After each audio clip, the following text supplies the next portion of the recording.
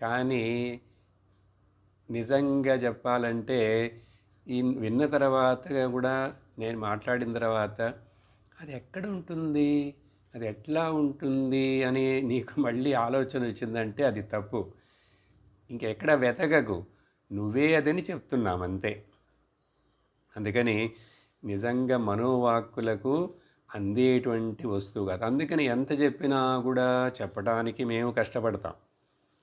నీకు ఎట్లా అర్థమయ్యేట్టు చెప్పాలి అని చెప్పి వినేవాడికి, గురువుకి కష్టమే, శాస్త్రానికే కష్టం. అందులో ఉన్నదిగా గురువుగారు చెప్తారు. వినేవాడికి అంతకంటే కష్టం. ఎందుకంటే వాడికి మధ్యలో బుర్రలో కొన్ని కొన్ని డౌట్స్ వస్తూనే ఉంటాయి.